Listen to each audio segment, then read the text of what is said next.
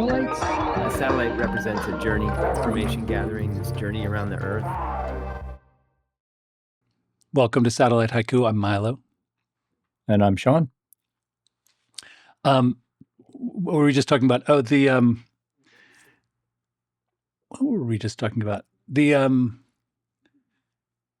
That's been happening to me a lot lately. Like where I go into a room, I walk into a room like determined to pick a particular thing up, like a lens or like an adapter, and I'll get in there and I'll be like, why did I come in here? And I'll have to stand there for a while.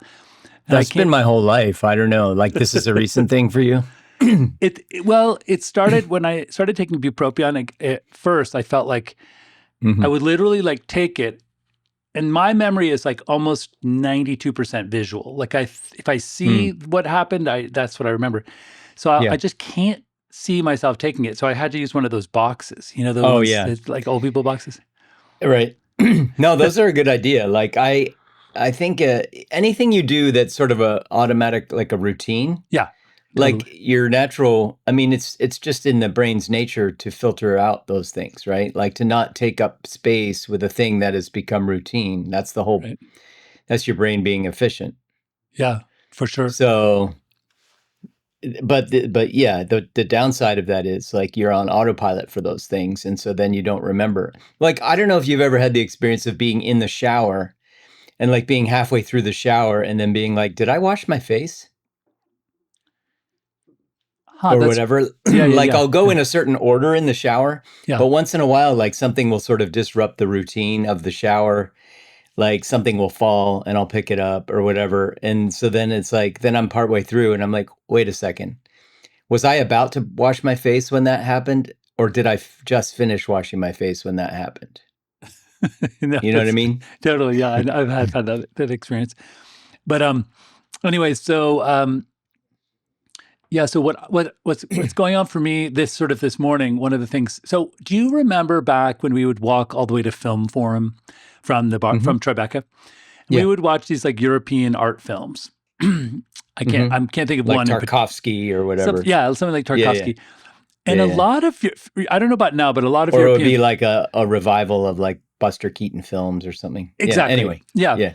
But I remember thinking as like a young, 20-something New Yorker, or living in New York at the time and watching these art films, I remember looking across the pond at these, like they would have an older character in a film that was just kind of going into town to get his bread, and then he'd have a coffee and he'd ride his bike back to his little cottage, And I remember thinking like, is all of Europe sort of, I'm not going to use this as in a negative term, but can't think of a better way to say it, but like, is it a has-been civilization? I mean, it's a really interesting question. I think, and are we becoming that? Is my next question. It's super interesting because like, I don't know. There's a lot of angles to that question that I think about a lot. Like one is that just from a political, cultural sort of like, Europe does seem like so sometimes Europe sort of is like the mature civilization, right? Like it's like it's figured itself out, and then like the U.S. is sort of this teenager civilization, teenager society that's like kind of volatile and selfish, and and just always moving. Whereas like Europe's like the retired, sort of like the post middle age, like. Just kind of chill about life and like not as uptight about and type A about everything, right? Yep. And then, China has oscillated between those things. Like, I think China's even more like China, when I used to think about this, I used to sort of think like, well, China's in that equation is sort of like the toddler almost, like it's developing so fast. Yeah, right? True. And then like it hasn't figured out what it wants to be at all. And it's just, you know what I mean? I don't know if I would say that about China anymore, but yeah, anyway, so I was thinking about but lately I've been thinking about this Europe, US, like that question that you just asked from a slightly different angle, which is like, there's this guy, Rutger Bregman, who He's a Dutch economist Love or him, historian. Yeah. He goes and pisses people off at Davos. He loves to Yeah, he talks about like wealth taxes, like right in this middle of Davos, like in the belly of the beast, right? Like, totally. he did these lectures for the BBC called the Reith Lectures. They host different speakers for something they called a series they called the Reith Lectures, REITH, and he did 3 lectures for them in 3 locations. The third one was in Stanford, and he's like speaking directly to like challenging sort of the Silicon Valley like mentality, right? Mm-hmm. But right in the again, like he does, like right in the belly of the beast. They're great lectures to listen to, but he talks like he doesn't let Europe off the hook in his takes, and I think he kind of nails like what you just described, the has-beenness of Europe. Like he'll critique Europe for not doing anything new ever. Like they never start. There's no companies are ever started in Europe. Europe has no AI. Like all the innovation that happens in the world happens elsewhere. And he said that what Europe does, its relationship to all the world's innovations is to figure out how to create regulations for like, like when they come to Europe, like, well, when your technology, when your internet, when your social media site comes here, it can't do this and this and this, right? Yeah. When your meat comes here, it can't be this and this and this. So he's like, what Europe is really good at, like they don't make anything anymore except regulation. Like that's their specialty. Is like figuring out how to regulate all the incoming technology and innovation. And so he I think it's a really interesting question in this moment, because Europe has figured out that, holy crap, like we're entangled with the US sort of like like Elon Musk can just turn off our satellites and shit like that. Like, you know what I mean? Like, yeah. And so, I think Europe is kind of in this crisis mode where it's like, we can't just depend on the rest of the world for innovation, because their relationship could change on a dime. Like Trump and Vance are just have a completely different sort of like, orientation towards Europe than any other U.S. administration has in, our lifetime. And so Europe is panicking about that. Like, oh, we need to build our own AI and we need to build our own, military hardware, whatever. Yeah. So yeah, I think there's a lot of really interesting angles to that question, and I do think about it actually a fair amount. And so in the context of my own life, and I was just yesterday I saw, like in the New York Times, they said, hey, since tomatoes are in season, like you should make this special kind of bread where you take like a piece of sourdough like ours, you kind of toast it a little bit, and then you put on like mayo that has grated sharp cheddar mixed into it, sort of broil that for a second, and then you put a big slice of tomato on top with some balsamic and a sprinkle of salt, and then hit it in the broiler for like 2 minutes, right? And I made like a chilled fennel carrot soup. And my wife came home and I was like, I did this just because it's fun to do and it feels positive. And it feels like, and that's sort of how I imagine like Europeans, they're doing a lot of things because they know how and they have the ingredients and they just can really enjoy it. But it's not necessarily like, as you say, cutting edge or innovative. And I feel like in a way, like as a grandfather, I know you have younger kids and have that same, that sort of almost like the work cycle for you is there's a freshness until the kids hit college, right? There's like something really changes when when you hand them off to other mentors. And so for me, it's like, I'm noticing like I'm trying to find a little bit of that sense of purpose since I'm not a dad, and I was such a devoted, like invested dad. Yeah. And I feel a little bit like that's what Europe must feel like as a culture, in a way, like as a world. You know what I mean? Like, you know what I'm saying? Because it's post-middle age trying to find itself. Yep. And they are done post-colonial, and at the same time, it doesn't want to sacrifice what is nice about being in that phase of life. Exactly. Like you wouldn't want to trade what you have now for the dog eat dog. Right? No. Like, I'm done with that. Like exactly. So it's like trying to figure out how do you find that purpose where you're striving on some level but you're not sacrificing like what is nice about being where you are in life. Right, exactly. So that's where Europe is. I think it's a really good analogy. Yeah. Huh. And partly why I'm thinking of it is I'm borrowing this beautiful sort of warehouse space next to it was a transfer warehouse next to the railroad tracks. And our friends who are a Spaniard and a guy from France, he's half Dutch. Mm-hmm. Mm-hmm. They're in Europe right now, and I get to use their space to paint in, taking care of the fish, and and I'm thinking like they went through this nasty heat wave, and like they went there to get away from Tucson heat. Oh, you know what I mean? And so I think about like they're in Europe, they're trying to get away from Tucson heat. They're not in the mountains, so. It just they should have come to San Francisco, like like the heat bubble. I live in such a bubble here because like while everyone in the world basically was like talking about this dangerous heat wave, it was like 63 here, as it always is in the summer. Well, my youngest daughter, no, she must have been like 9 years ago, graduated from Stanford, and we all went to Stanford, and we were sitting in the football stadium at like 11:30 a.m. And it was 103 degrees. Oh yeah, May and October can be really hot. But like, so if graduation was probably May, right? I think it was June 8th or something. But okay, yeah. So like, that sucks because you're right. And it's otherworldly here because we just can't handle that at all. Like people here cannot handle it, and we're not. Our infrastructure is not equipped for that. Nobody's house has air conditioning, right? And I think that the city, like San Francisco proper, has plenty of like endothermic wind from the ocean. But once you get down into the valley, like you're behind a row of mountains in the hills. Well, the valley for sure, but when it's 100 degrees here, usually what's happening at that point is there's this. So not to get too geeky, but the inland of California heats up, like the Central Valley. Yeah, it gets really hot. And that heat creates a low pressure that pulls cold air from the ocean, from the west. So it's like a constant. So then you get this sweeping cold air coming off the ocean. Then it hits the ridges. Like there's a succession of ridges, and it slows down, like you say, like in the valley. But what happens around May, early June, like in a normal weather before we fucked up the climate completely, because it's not consistent at all anymore. It's total.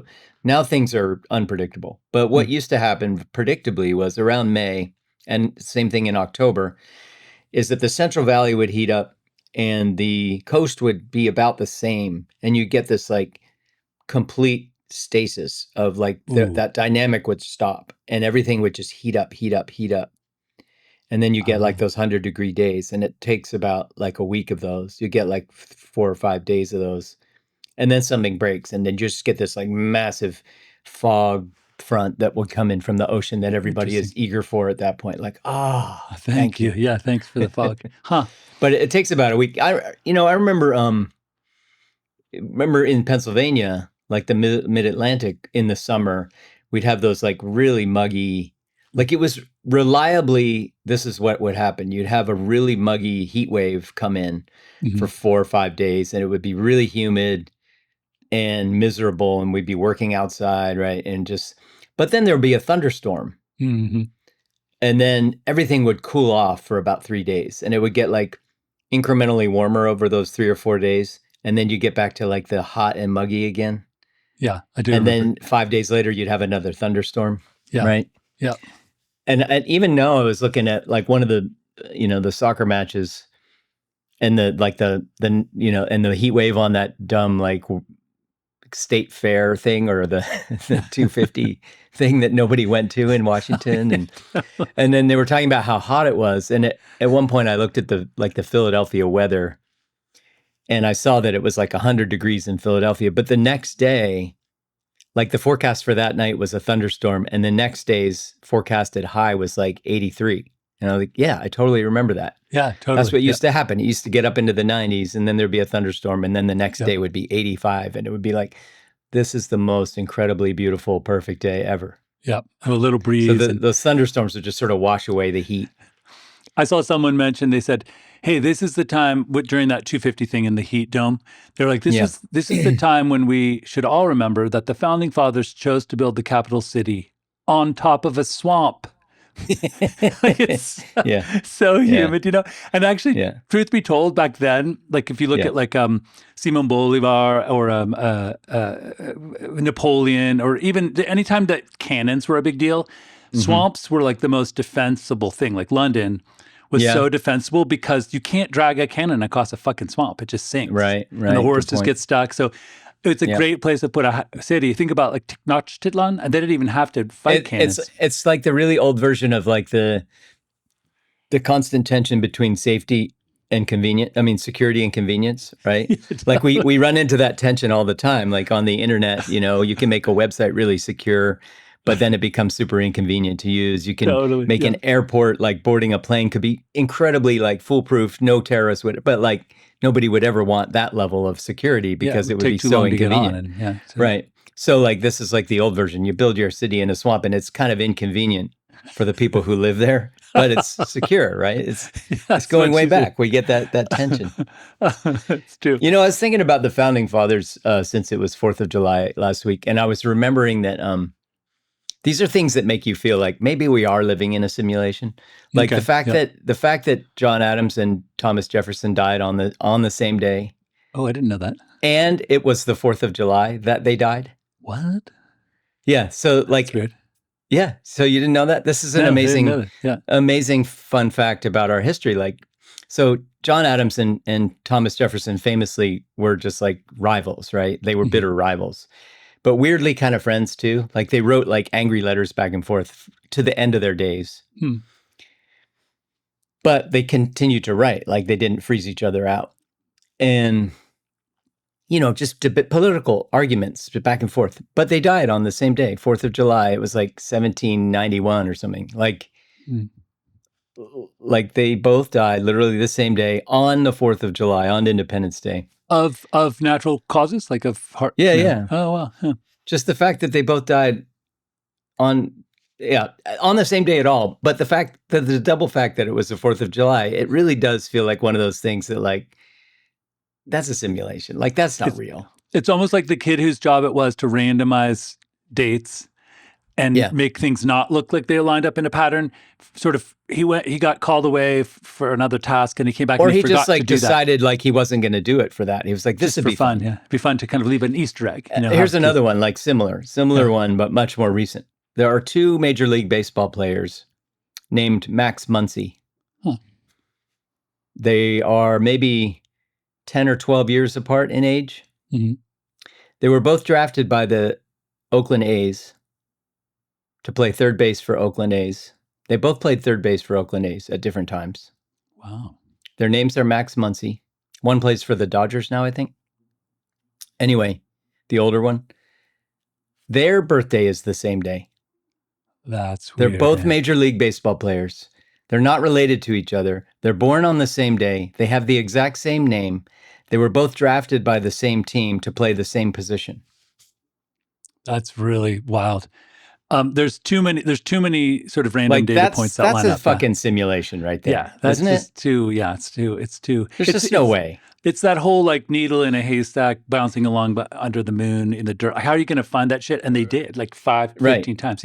Huh. Yeah. What my person? So my ex-wife, my former wife's birthday was the same as my mom's. My brother-in-law, my former brother-in-law, his wife's birthday is the same as his mom's. Oh, wow. My birthday is the same as 2 of my brother-in-laws. Yeah. Like they were born on the same day. And it's not, it's not as good as a Muncy thing, but it's pretty weird. No, it's pretty. So my family has one of those too. My younger brother. Yeah. So, I had an older brother who died when he was an infant, right? Or a toddler, or was his name Neil? Not quite a toddler. Yeah, Neil. So, but my younger brother's birthday is the same day as my brother who passed away. They have the same birthday. Oh, wow. Yeah. So these are because those interesting. It's hard to unless you have to schedule a cesarean, it's hard to have a baby on a particular day. Like it just sort of happens, Yeah. It's seemingly random, right? And we had friends growing up who were siblings for like 4 years apart, brother and sister, and their birthday was the same day, 4 years apart. Huh. So it is weird. It's weird when that happens, like in Yeah. families. And you're describing something that's even more synchronous because it's like the same parallel happening in multiple families. Right. Yeah. And you remember in what was the Jim Carrey movie where he grew up inside of a simulation? The Truman Show. Yeah. And there's those. I was thinking about watching that movie again recently. I heard multiple people talking about it lately, and it just made me think I need to watch that again. Anyway, continue. It's brilliant, and it's kind of like an afternoon special version of The Matrix, and like that, like it's trying to create, trying to explain some of these things we're talking about, right? Like how would maybe if we are in a simulation, and you've heard me a million times say, I think it's a kid. A 14-year-old kid playing a sim game called like The Universe. And his mom shouts up the stairs like, the pasta will be ready in 30 minutes. Yeah. And he's like, shit, I need to accelerate this because I want to finish before dinner. I need to start some calamities. Yeah, so I'm going to put some introduce some chaos. Some catalyst, acid catalyst, things that will speed up everything. And but because it feels like that sometimes. But and there was, I think, an NYU philosophy professor that also said he explains very clearly in his treatise why we are in a simulation. And you know what's weird is if you were to pull away that whole idea of like the Truman Show where there's like actually like a TV production house around him, if you were to just look at like do you know that we just scientists in Northwestern invented a spud cell? They put together. I don't know what that means. They put together an artificial cell. They injected enzymes and put in like carbon, enough hydrocarbon like chains, amino acid chains, and then it just turned into a living cell, and it can do everything a cell does. It can reproduce. It can. Oh wow! And so it's like kind of the first human manufactured cell. Like they made life. They made life. Which it's alive. I don't know why this keeps happening, but what's interesting about that is like, and my brain, which is that sort of 3 days of the condor, like immediately jumps to, oh, now it's super easy to manufacture like a weaponized smallpox that could kill 99.9% of the planet. Something like, because if you can just put the pieces together and then add the right enzymes, you could easily extrapolate from that you could build like a perfect weapon, a bioweapon, Yeah. Sorry to say that, but. No, I go to different dark places. Like everybody, like mass extinction doesn't bother me as much as like dystopia. You know what I mean? Because like if we're all wiped out, like who cares? We're gone. Like big deal. Yeah. No, but like a century-long total dystopian nightmare is not what I would want, right? Like, where say like somebody has harnessed that technology to create a super human elite class and the rest of us are enslaved or something like that. Like that's where I would go with that. That would be my dystopia. Like the weaponized smallpox that kills most people doesn't bother me that much, to be honest. Because you would be sick for 2 weeks and then die. Like either I would die or most people would die, and like it's like a group. It's like either I die and that's a reset for my soul on some level, if my consciousness, whatever, or everybody else dies and it's just basically a complete reset of humanity because there's only like 4% of us left. That doesn't seem like, I don't know. Like there are many other dystopias that would bother me more than that. Yeah. This is kind of in the same realm. It's like, freshman in college, smoking a joint for the first time and then talking about philosophy, Right. I always like freshman dorm room philosophy. Totally. Where we solve the you smoke a blunt and then you solve the universe. Yeah, I remember doing that. I remember doing that. I remember actually our friend who's now the actor Jeremy Shamus. I remember he was determined. He said he had solved something and he was terrified that he wouldn't be able to remember it when he was not stoned. And he tried to write it down or maybe record it into like a little Sony Walkman. And I remember him saying to himself, like, I know that when you're not stoned, you're not going to think this is brilliant. Yeah. But it is brilliant. Like try to think, like I remember. I love it. Anyway, so what were you gonna say? Yeah, I was gonna say, so You know, like, so we're talking about the simulation, we're talking about the human race, and there's been this whole thing about, are there extraterrestrial life? You know, like, it's a big thing. And I've always said that we don't need, like, remember my octopus teacher, like, to her, we are the gods of Mount Olympus. Yeah. Because we live forever, and we come from some strange place to visit her, and then we leave, and she's just like, they're like Zeus, you know, like, they just come down and, right? Because because of her lifespan is so short, and so in some ways, like, or like I even said, like, there's a 11-year-old girl living in a small village in Yemen, for whom my life is so alien. It would be like, you know, and if I went to try to live her life, like, for 24 hours, it would be so difficult and if so you different. Did like a Freaky Friday. Freaky Friday, if we did it, it would be like we were transported to another planet. Like, that's true. Yeah. You know, and totally true. It would be totally true, right? So that's already kind of happening on the planet. It's just a matter of perspective. And 100%. Yeah. 100%, right? And we don't really need, we don't need the input of extraterrestrial life, especially extraterrestrial life. No, I mean, like, even within the human species, human society, you have that. But then, like, and then on terrestrial life, earthly life, like, if you just venture outside the human species into octopuses and honeybees and stuff, you get, like, if you were Freaky Friday'd into a honeybee, like, talk about feeling like you're on another planet. Right, totally. This young Japanese boy, like in middle school or elementary school, the question was, you know how when a caterpillar goes into the chrysalis and then it's born again, and it knows, it has built into its DNA how to be a caterpillar, how to crawl around and eat leaves, how to make the transition in the chrysalis, and then how to fly. Like, the caterpillar knows how to fly. Like, it has that already built in. So he wanted to know, does the caterpillar, is the threshold of the chrysalis, the transformational threshold, do things that were learned in behaviors that were learned as the caterpillar cross over? So he trained, he added, like, an embittering agent to the smell, to the odor of lavender. Okay. And trained the caterpillar to avoid the lavender. Like, it obtained or developed an aversion to the smell of lavender. And then he let it go through the chrysalis stage. And the butterfly, unlike all of its, you know, what is it? The compatriots, friends, brothers. Yeah, but or like the constants, like the ones that are the reference, reference one. The reference ones loved lavender. The and control group. The control group. That was the C. Control group. This caterpillar butterfly was able to maintain or carry through the chrysalis an aversion to lavender. Yeah. He won an award. I mean, like, people were like, wow, that's very cool to know. Like, how does it do it? Because it must epigenetically encode, you got to remember to hate lavender, you know, like. Yeah. And then it carries it somehow through, and then it unlocks it as, oh yeah, don't like lavender, you know.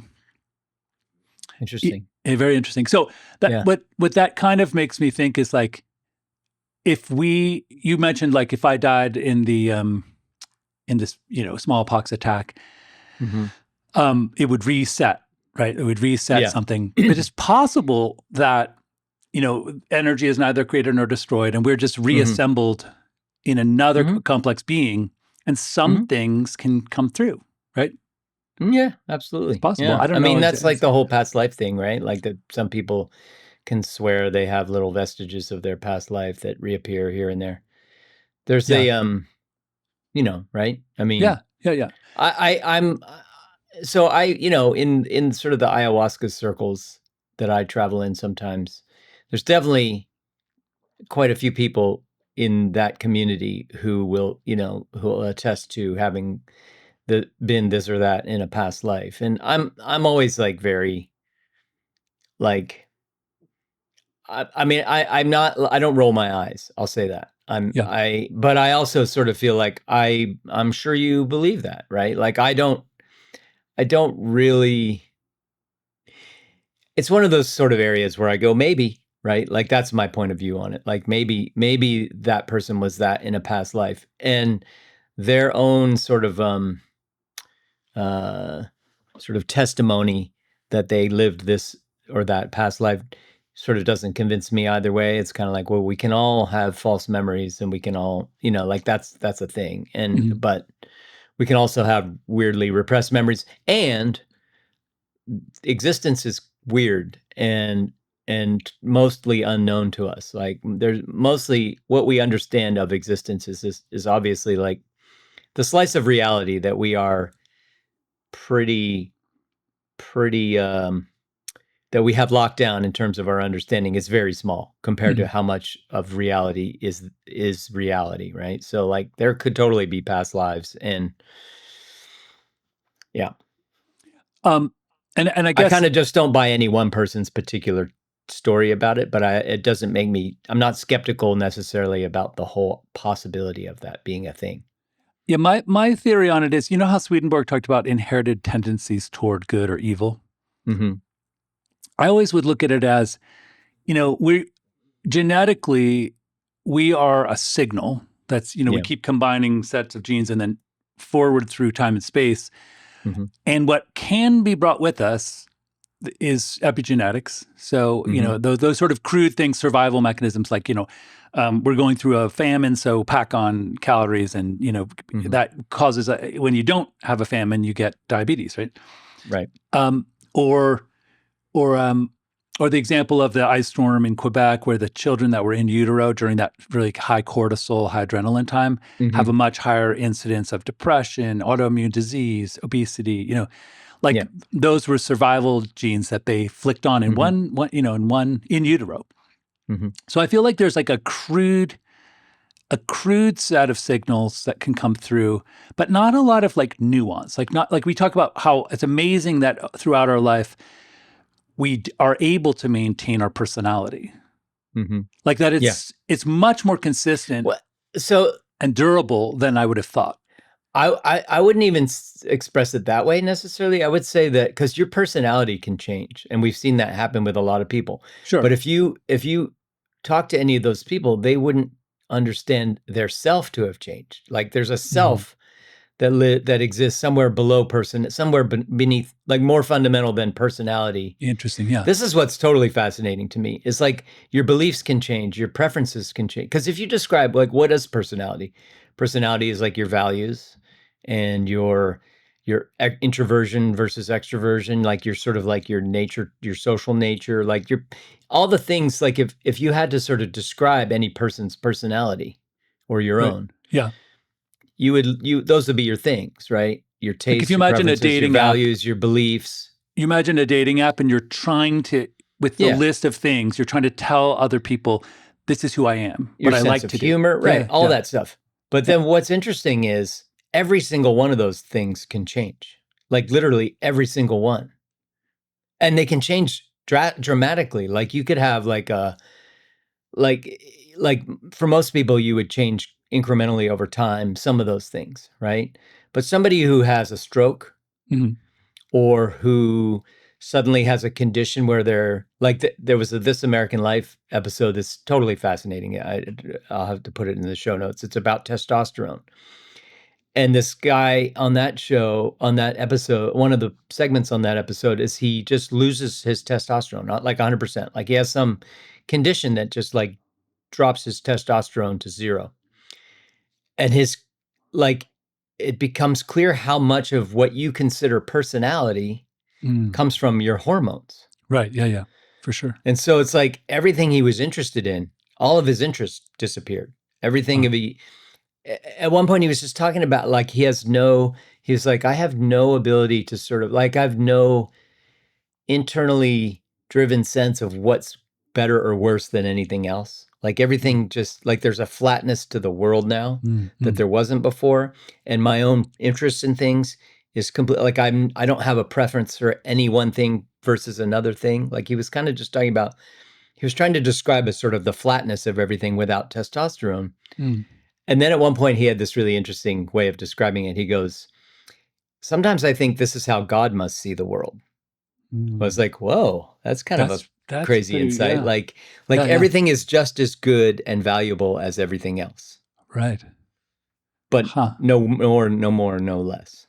Anyway, it just made me think about that very thing. Like, and then that book, My Stroke of Insight. I can't remember the name of the woman who wrote that. She was a neuroscientist who had a stroke. Is she the one that watched her hand become one with the table as the blood was pouring? Yeah. Yeah. I can't remember. It's an amazing book, and it's really short. It's totally worth reading. Because the thing about that book that, again, it stands out is like everything about who she would have described as herself just disappears almost instantaneously, like within the space of an hour. Right. Everything that she would have, every single aspect of herself that she would have attributed to being herself. If somebody asked, who are you? And she had to sort of describe who she was on every level, physically, personality, whatever, values, beliefs, like almost all of that just vaporized in her stroke. And there was this like, this is where I like when I go, well, consciousness, this is where I come down to like, I find the argument that consciousness is the fundamental fabric of the universe. I find that argument really compelling. And the more and more physicists seem to be on board with that idea that there's this thing that is you, this consciousness, that somehow, even when everything else goes away, it's still there. Even when you have no more thoughts. And if you've gone into deep meditation where all your thoughts go away and you go, what? And it's this fleeting moment where you realize like you have no, like there's nothing anymore except consciousness. And as soon as you have that realization, everything comes flooding back. It's like, but you go into these moments of like, all there is my consciousness. All there is not even my consciousness, because in those moments, you're not separate from the universe. Like that's the other thing that fades away is this illusion of separateness. It's very weird. Anyway, so that's a really long ramble, but it's just about the idea of like personality being just a one more layer on top of the whatever the root layer is. It makes me think, well, two things that I would, back to the way I feel like as a grandfather, when I find a sense of purpose, the old me, the me that felt like that knew exactly what to do and like jump into action comes back to life. Yeah. So it's still there. And I wonder though if the circumstances of my life having changed, in other words, I don't have the immediate children to take care of and drive around and make food for and shop for. Yeah. If that being gone is more powerful than my testosterone slowly dropping as I approach 60, which sounds like a pretty, but what you're saying is, and we all know that men's testosterone does taper off. I'm certainly losing muscle mass. I'm doing the same workouts. That's Europe again. Maybe Europe is just like, Europe has lost its testosterone. That's the phase of life it's in, right? Yeah. Anyway, to circle back. And by the way, like I adore traveling through Spain and visiting little towns and looking at like the Roman aqueducts and like the cathedral. Like we're not dissing Europe any more than we're dissing 55-year-old people. Like there's it's a wonderful phase of life. I wouldn't, like I said, I wouldn't trade like what's good about this phase for the dog eat dog, right? It's funny. I had a coworker who was in Madrid. A guy I really resonated with, Santiago, and we would sit around and talk after, like he and his grumpy Barcelonan friend would like tease me, like they would take me out like after dinner at midnight and give me Turkish coffee, and they'd laugh, and then my head would crack and steam would come out, and then I'd go home and go right to bed, and they'd be like, "How did you sleep?" And I'd be like a rock, man. And they'd be like, "Weird. How does he handle this shit?" Anyway, so I asked him. I was like, "Hey, my wife and I are going to drive from Madrid up to Santander on the north coast, and then wind our way down the Loire Valley, or what? Not the Duero Valley, through it's the whole wine region of Spain." And I said, "Where should we go?" And he gave us these little like places to visit, little restaurants and towns. And then I said, somehow it came up, and he was like, when I have saved enough money, I'd like to retire. I'd like to buy a little shop in a tiny town, and I'd like to serve lunch and dinner, and I would just serve like traditional like mushrooms and and he had this like very traditional menu, and I was like, isn't that kind of what everyone does in Spain? And he goes, yeah, we love it. We just like love those. Like we're not gonna like invent a new dish, and it's not like trying to Michelin star. It's like no, people are looking. They come in, they're looking for their chicharrón, their fried pork belly, that sort of papas fritas thing, like the potato with egg, and he's like, and a really good coffee, and he's like, and a glass of wine. That's what they're looking for, tapas. Yeah. And you don't need to change it. Like you don't need to make a new one. It's like funny. So interesting to me that he was aiming for this kind of like very European. Right. Provide just them like with the traditional template. The template is there. You just like stamp one more out. Totally. It's kind of interesting. Yeah. Yeah, it's funny. Because it is a template. It is like, but each is unique also. It's not like McDonald's where it's like a new franchise opens up and it has the same menu. Right. It is and it isn't that. It's totally unique, but it's also exactly the same. Have you ever had this experience in the summer, like certainly in Pennsylvania when the tomatoes would come ripe, like we had remember Mrs. Red Mile, her husband was the Red Mile tomato. Yeah, Jen Red Mile, yeah. Oh man. And we would, I remember going out with a salt shaker and picking a tomato that was hot in the sun and like eating it like an apple, the juice dripping down your face. It's my biggest bone of contention with my family is that nobody in this household except me loves tomatoes. Interesting. I wonder. My son is starting to come around on tomatoes. But has he ever had a Jersey tomato, like off the vine? Yeah. So like with my wife, it's the texture. She's like, I just don't like, they're kind of squishy and I don't like it. Like if she'd prefer a crispy apple or something like that. Yeah. Like even with other fruit, let's say like a peach or a mango, as soon as it crosses from being kind of crunchy into soft and juicy and sweet, she doesn't like it anymore. Interesting. Huh. Yeah. What about, does she like passion fruit? Like when it's just seeds and like almost juice? No. Like sort of very jelly. She would have that in a dessert if it was served, with like a panna cotta or something. But yeah. Right. Anyway, so I was thinking, I remember having this experience where we had fresh tomatoes, we had fresh mozzarella, sourdough, like toast. Mm-hmm. There was fresh basil and fresh tomatoes. And we're just kind of making these little like tapas sandwiches in Pennsylvania. And I remember thinking, this is the food of Valhalla. Like this is what the gods eat. Like the gods eat this with a tiny 100%. Sprinkle of balsamic. So good. Yeah. I would, my own little spin on that is I don't like the balsamic and I don't like the basil in that whole combination. Yeah. I find that like either one of those things, let alone both, like they completely overpower every other flavor for me. Okay. Yeah. So like if I do have basil on it, I'll just put like the tiniest.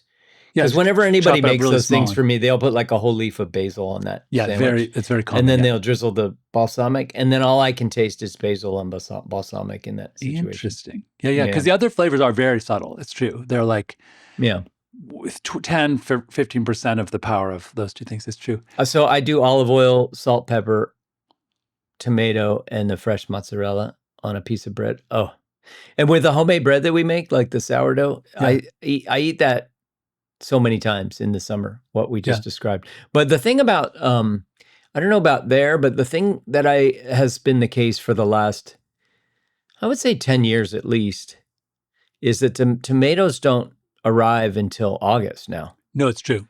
That is true. And I feel like we used to get tomatoes in July. Yeah. Maybe it was always August. I think it might have been always later. Yeah. It might have been always August. Yeah. Because here, like we don't even see at the farmers markets, we don't see the good tomatoes until about, probably mid-August. And then I can't grow tomatoes in San Francisco. Like people grow cherry tomatoes. Apparently there's a few species of few varieties of cherry tomatoes but it's too cold here. We don't have that hot sun that you need for tomatoes. Yeah. I've probably told you this story a million times, but I had grown tomatoes here. Mm-hmm. We had a fish pond. I would use the fish pond water. It was all like poo, fish poo. Mhm. It was great. It was really good fertilizer.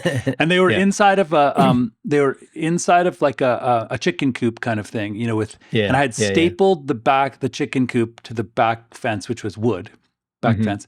And then it kind of came around with the green stakes, right? So it was like protected. Yeah. And we had this 2 pugs. One of them had liver damage when he was younger. So he was beautiful. Like he looked like a textbook straight out of like a gold star winning pug, but he was dumb as a rock, just dumb as a rock. Like everyone agreed, right? Do you remember Mookie? Yeah, I And remember Mookie. So Mookie one Mookie day also thought he was the toughest motherfucker in the world. oh yeah, he wouldn't let anyone play at dog parks. Yeah, like he's this little guy, but he thought he was the toughest motherfucker. He Anyway. was just really grumpy when other people were having fun. Totally. So he didn't like anybody having fun. He decides one day, he sees the tomatoes in there, and he decides he pushes himself, like, but there are staples on the top and the bottom. So he found a way to push himself against the wood, slide along the chicken wire in between the staples. Like he was like a worm until he popped through inside and he ate 21 green tomatoes. Oh my God. And then he just vomited them all up. I think that, so here's my theory about, that taps into my theory about, one of the theories I have about dogs. So I think because dogs are so in tune with people, right? With their owners. There's like a spiritual connection between a dog's mind and the human's mind that it interacts with, right? Yeah. And probably it's other pack dogs or whatever. But there's something deep about that connection and something that like manifests and stuff like that. I think dogs have this ability to tune into something that you care about deeply, that you're invested in. Yeah. With some level of love and commitment, like you were with those tomatoes. Yeah. He's spending a lot of time on and those then tomatoes. They're just attracted to that thing. Because I used to, when I worked in bookstores years ago, and I started collecting like first editions, you know, people would come into the bookstore and sell their used books, and they would have like sometimes a pretty nice, rare first edition in their collection of used books. And I would, I'd buy their used books, and then I would buy that first edition from the store. Well, my best ones would just be like a random book on my shelf, like amidst all my other books. But Larry had this knack of like, when she was puppy phase and sort of teething and chewing things, and she would wreck stuff in my house. She loved to eat CDs, right? Like they were crunchy. It felt really good in her teething mouth. But she would find that one book on my shelf, like the most valuable one. Weird. In the middle of the shelf. And that would be the one. Like every other book would be left untouched. And that one book would be on the floor when I got home and just torn to shreds. That does make sense. And that happened multiple times. That makes perfect sense, because I don't think Mookie liked tomatoes. I think he just wanted to participate in that thing. There's something about the way Milo is with these tomatoes, or like I sense this connection that he has to this space here. He's spending a lot of time and energy to care for them, and he's protecting them from, like, he's preventing us to have access to them. So I just am dying to know what it is. Right. What's it all about, you know? And knowing Mookie, it wasn't even observable. Like he didn't notice that you were spending time. There was just, he tapped into some spiritual current in you. Yeah. No, that's a really good point, huh? He wasn't observing you. It was deeper than that. I called it the Great Tomato Massacre of whatever year that was, 1998 or something. You know what? I don't know if you still grow tomatoes, but Jim Redmile's trick, which I used when I used to grow tomatoes, and it worked really well, was he would dig like a 2-foot deep hole. Yeah. Almost like, imagine like a one of those 5-gallon buckets size, like a hole like about that big. I can picture it. Yeah. Yeah. And he would fill the bottom like 6 or 8 inches of it with corn cobs, dried corn cobs. Corn cobs. Wow. Yeah. And then he said, like, if you don't want to get corn cobs, you can just do rocks. Okay. Like it was to create air and drainage. Yeah. And then he planted the tomato on top of that. And then he also had a piece of PVC pipe that went about like a foot down, not quite down to the level of the aerated rocks or whatever, maybe 8 inches above that is where the bottom of and then he would water it that way from the bottom. He would just stick his hose in the PVC pipe. and it would water Wow. the roots directly. Interesting. That That's was a his really cool thing. trick. Yeah. Yeah. I've never actually, I've seen that done and I've never tried it myself. It must be a good trick. And yeah, so I remember talking to him at the community garden one time, and he was showing me how his whole thing worked there. For a split second, I thought you were going to say he went back to where the Native Americans helped the pilgrims to put a fish under their yeah. each corn. That's why your fish poo worked so well. Yeah, exactly. Yeah. Decomposing fish. Didn't they put them under the corn plants? They would put one little fish Yeah, I think under so. each corn I think plant, and that's it right. helped it, Yeah. fertilized it, basically. Yeah. That's pretty fun. But remembering back to one thing I do really miss about Pennsylvania is we had blueberry bushes. We had strawberries. Oh, the wild blueberries, yeah. Oh, Strawberries, yeah. Well, we had. I mean, out here we have blackberries everywhere. Oh, Like that's there's nice. there's a certain kind of blackberry that it seems like the park and forest services like plant around a lot of the trails and campsites and stuff. Yeah. Yeah. Did I tell you that my wife and I were driving down from Flagstaff and we went through Oak Creek Canyon towards Sedona? It's like a windy. I used to love Oak Creek Canyon for gorgeous, right? Yeah. So we pulled off and we went swimming in this water hole, and then we looked across the river and we saw an elderly couple collecting wild berries. There were raspberries, and blackberries. Okay. So we walked across the river and we started collecting them just into, I don't know, a little bag or something we had. And we slowly got closer and closer to the couple, and we started chatting with them. And the wife says, "My husband has been doing this for decades." She goes, "I never like to come because of the snakes. But then I got these garters that are like snake-proof from the toe to knee. And now I feel safe with all the snakes." And we were wearing like tivas. We were looking at each other like, "Oh shit." That's funny. Like, she goes, "Oh, you'll probably be okay." She goes, "Just make up some noise and then wait a few seconds and then make some more noise." And I was funny. like, "Oh, you know that feeling I'm where sure you're like," there were no snakes, but like she probably saw one snake one time or heard about one. but we were literally standing in like the middle of like the briar patch, like Sure. just plant. You couldn't see the ground, you couldn't see your feet. Right. And we had I to know walk. she planted that idea in your head, but I guess what I'm saying is like the idea, like the actual chances of running into a snake. Actually, we saw rattlesnakes quite a bit in Arizona. But the thing about rattlesnakes is they tell you that they're there. Like, yeah, they don't want to be found or seen or be. So like of all snakes, like rattlesnakes are one of the better ones that in terms of like they warn you and yeah. Well, it's nice because they're the most poisonous ones here. So there's plenty of non-poisonous ones here that don't have rattles. I saw a woman on TikTok the other day who was talking about she was from Florida, and she was like she posted this video where she was it looked like she was at Lake Tahoe, but it was one of the Sierra Lakes anyway, up in the Sierras and mountain lakes. And she goes, "I'm from Florida," and she goes, "where I grew up, like you don't go in the lakes because there's alligators." So she said, "Here in California, like what are there any predators I need to be worried about?" And the comments were hilarious. My favorite comment was like, "Watch out for 22-year-olds named Chad that want to talk to you about crypto." That's awesome. Oh, shit. I was like, yeah, that's California right there. That's the perfect. That is the predator. That is our top predator here. Our apex predator is Chad the crypto bro. You guys have mountain lions though, right? Up in the Sierra. We do. We have, it'd be really rare to see. Like once in a while you hear about an encounter with a mountain lion. The thing that we have crazy amount of lately is coyotes. Like when I if I saw wildlife in the city here, when I first moved here, I would see raccoons on a regular basis, and I would see skunks. Yeah, skunks sometimes. Almost everywhere, yeah. Once in a while an opossum. And then extremely rarely a coyote. Now I see fucking coyotes all the time. It's a sign of the end times.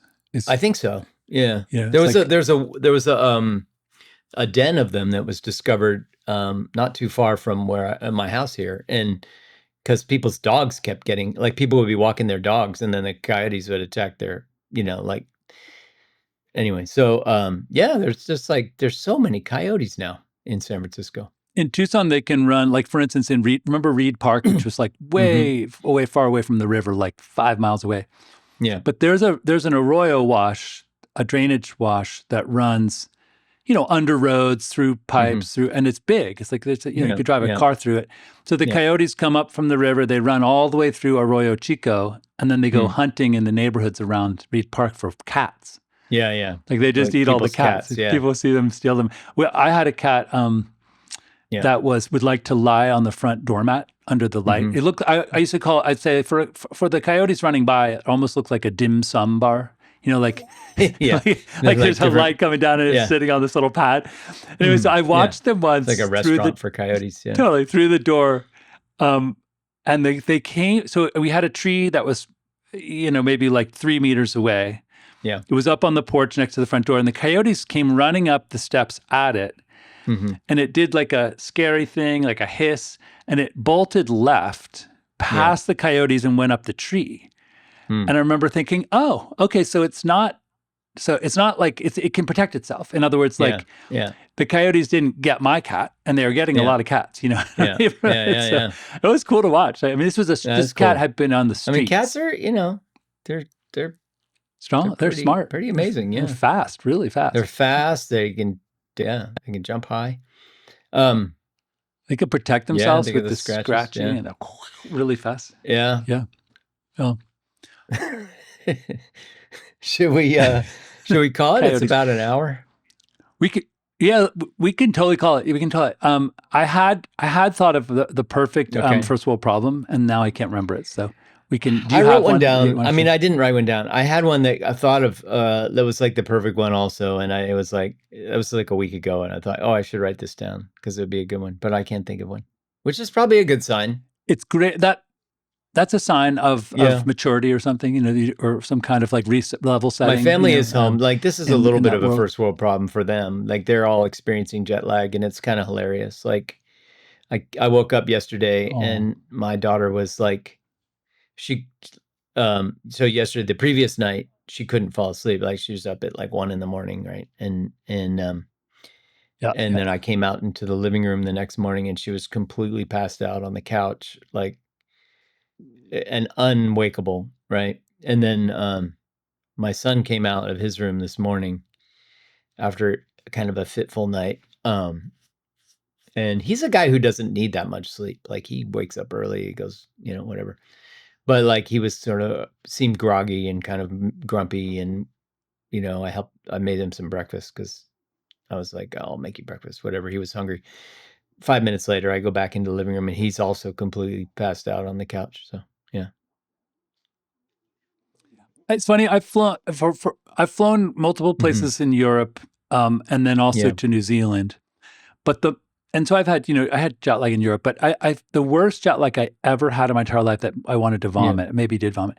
I came from Shanghai to Los Angeles, and I think I couldn't sleep on the plane, and it was a red eye. So then I was like, it was, we landed and it was 9 a.m, and I was like, I remember at 1 p.m, I just was literally passed out. Like coming that direction is harder than going the other way for some reason. Like for sure. When I used to, and when I used to go to, when I worked in Europe, landing in Europe, I would have that same thing. A lot of the flights would land kind of in the morning, and then by 2 p.m, I hit a complete wall. Like I couldn't function at all. And same thing when I was working in Singapore. Going to Singapore was always fine. Like I would arrive in the morning, and there was something about like the way the night was. I would kind of sleep on the plane, and it was like got there in the morning, and I was tired, but it was like there was something that felt like my cycle wasn't interrupted because I was like, I slept on the plane, and then I woke up, and now it's morning here. Yep. I don't know. Yeah. But then coming back from Singapore was always kind of rough. So I don't know. Exactly. And I think, if I think of the time, like if a lot of the flights leave at like 6 p.m. from Philadelphia to go to Madrid. And so it's an 8-hour flight. So then 2, you land, it's the morning, and it's 2 a.m. for you. And if you're not someone who can sleep on the plane, then it's like, and you haven't, 2 in the morning, and you're sleep deprived already. And yeah, and then they're starting to feel they're waking up and having coffee, and you're like, oh, and that's where it really hurts. And it's hard to catch up. Our boss used to tell us, dude, if you have a conference on Monday, like leave Friday and then take go sightseeing. That's what I used to always do. And do whenever whatever I you had want Saturday, Sunday. Yeah. Work travel to anywhere interesting. I would always try to do, put the weekend in between my flight and my work somehow. I did the dumbest thing. I flew to a digital marketing conference and I landed in Barcelona, at 9. I had to give a speech or a presentation at 10. I raced in the cab, walked in the door, and I got up in front of everyone, and it was like a kind of a big ballroom, with lights coming at me. And I started to get spin. Oh man. I literally thought I was going to fall over right in front of everyone. So someone brought me a Diet Coke or something. And I was like, oh my God, I can, because I hadn't slept for probably 24 hours, 48 hours. I don't know, whatever. All right, my brother. Anyway, that's it. Let's call it. So I'm glad to have your family home. Welcome back to the fam. Nice to have them all here. It was weird, but speaking of that purpose thing, totally. It was weird without them. I'll post, before we go, I'll just say this one thing. Bob Odenkirk had a really beautiful thing about purpose and fatherhood and stuff I'll find that clip. I'll put it in the show notes. Yeah. Oh, cool. Nice. All right. Sweet. My brother. I'll check it out. Ciao. Bye. Satellites? A satellite represents a journey, information gathering, this journey around the Earth.